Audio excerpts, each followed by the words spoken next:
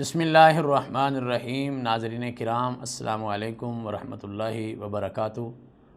رمضان المبارک کی بابرکت گھڑیوں میں نہت اسٹوڈیو کے پلیٹ فارم سے مضامین قرآن کا خلاصہ پیش خدمت ہے۔ آج 20ویں پارے کے ساتھ حاضر ہیں۔ 20ویں پارے کے آغاز میں آپ کو ایک بات ضرور بتانا ضروری سمجھتا ہوں کہ جیسے جیسے ہم قرآن پاک کے آخری سپاروں کی طرف بڑھ رہے ہیں تیسے تیسے ہمارا گفتگو کا میٹیریل جو ہے وہ مختصر ہوتا جا رہا ہے۔ اس کی وجہ یہ ہے کہ ہم نے پہلے دن سے یہ طریقہ کار رکھا ہے کہ جو چیز ایک دفعہ جس کی طرف تھوڑا اشارہ کر دیا گیا یا اس مضمون کے بارے میں بات ہو گئی ہے، آئندہ کی آیات میں، آئندہ کے سپاروں میں اسے دوبارہ بیان نہیں کیا جائے گا۔ اس طرح سے رمضان المبارک کے آخر تک انشاءاللہ ہم اس قابل ہو جائیں گے کہ ہم تقریباً کوئی 125 سے 150 مضامین پر بات کر چکے ہوں گے، اور پہلے دن جیسے عرض کیا تھا کہ یہ بالکل ایک عوامی انداز میں بات کی جائے گی، اور پبلک جس کے پاس ٹائم نہیں ہے، وقت جن کا سب سے بڑا مسئلہ ہے، وہ روزانہ کے 10-15 منٹ نکال کے اگر اس چیز کو سنیں گے 20 منٹ میکسیمم میں، تو انشاءاللہ العزیز انہیں قرآن پاک کا ایک اوور ویو جو ہے وہ ضرور حاصل ہو جائے گا۔ ایک عوامی بات جو ہمیں سمجھ آنی چاہیے، بہت علمی اور گہری باتیں ہم نے نہیں کی، اسی وجہ سے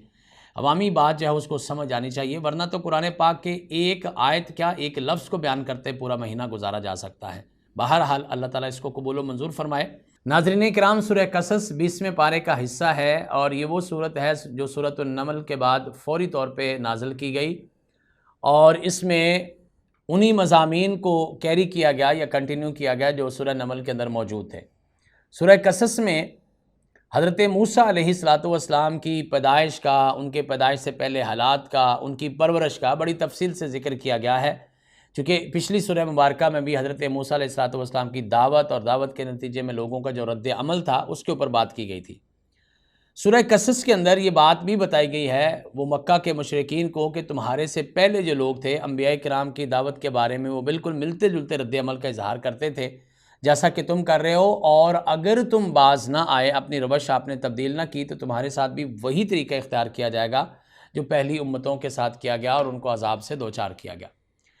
بہت سارے لوگ ایسے تھے مکہ میں، مشرکین مکہ سے، جو نبی کریم علیہ السلام سے معجزات کا مطالبہ کرتے تھے، تو یہ بات ان کو سمجھائی گئی ہے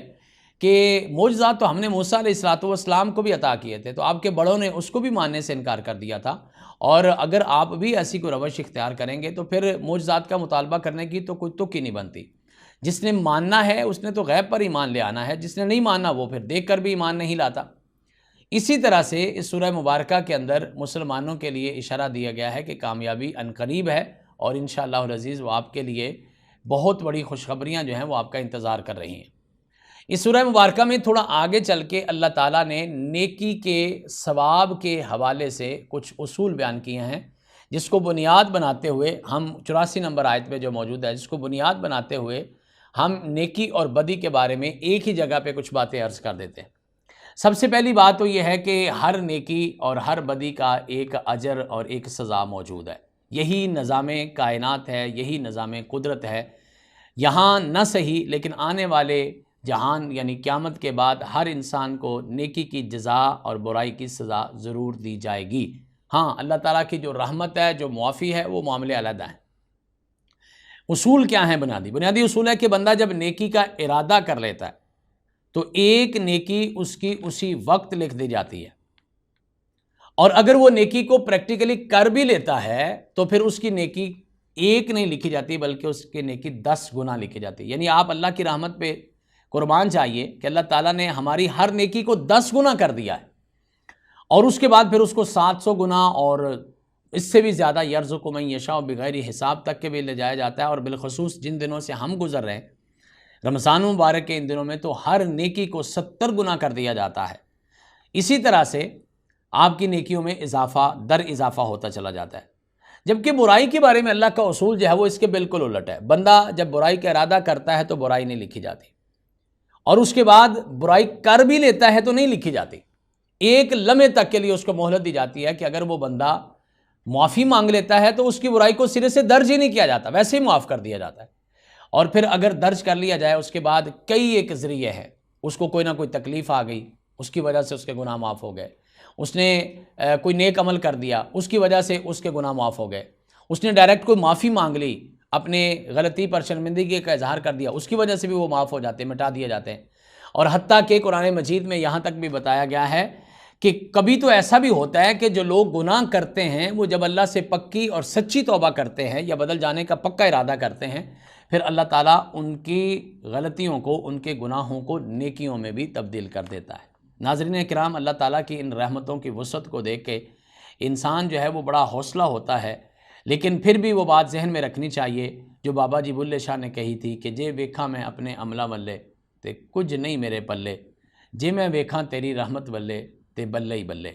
تو پھر ہمیں اس کی ان بٹوین زندگی گزارنی ہے، ہمیں نیکیاں ہی کرنی ہیں، گناہوں سے بچتے ہی رہنا ہے، لیکن امید اللہ تعالیٰ سے یہ رکھنی ہے کہ اللہ انشاءاللہ العزیز معافی والا، آسانی والا اور سہولت والا معاملہ کریں گے۔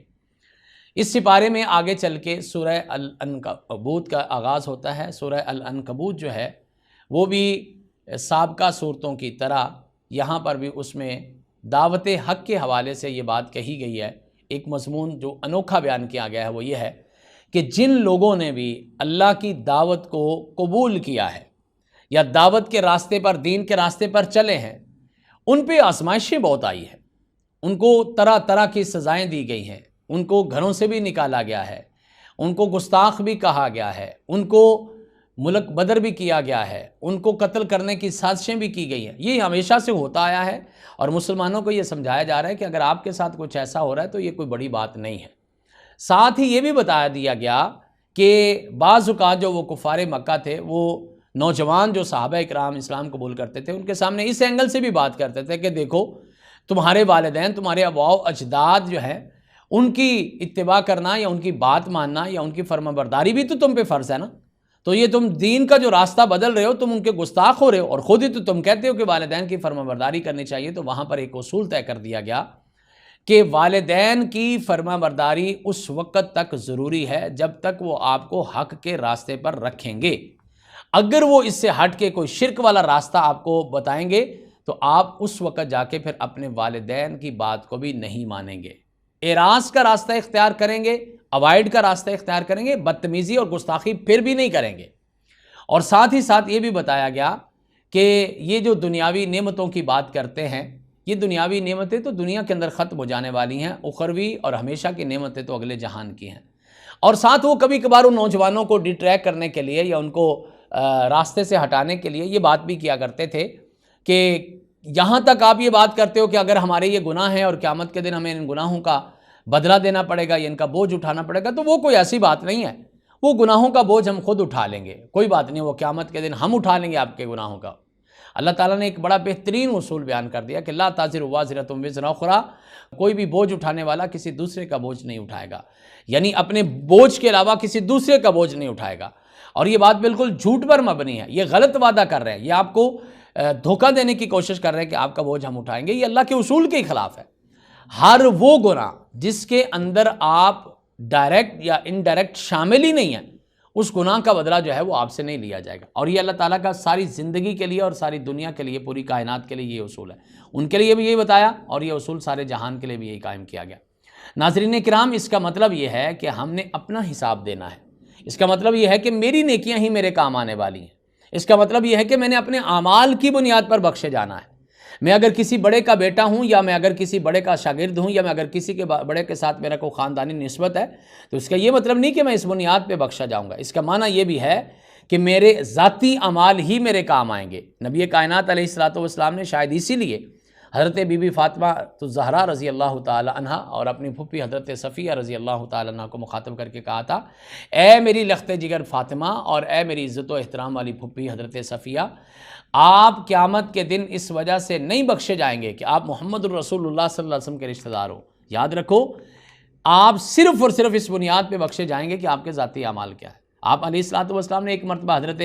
بی بی فاطمہ الزہرا رضی اللہ تعالیٰ عنہ سے کہا تھا کہ میری بیٹی، میرے زندگی سے جو کچھ میرے پاس موجود ہے، جو کچھ بھی لینا چاہتی ہو لے لو، لیکن یہ بات یاد رکھو کہ قیامت کے والے دن میں بھی تمہارے کسی کام نہیں آ سکوں گا۔ وہاں پر اگر آپ نے بخشے جانا ہے تو محض اپنے اعمال کی بنیاد پہ بخشے جانا ہے۔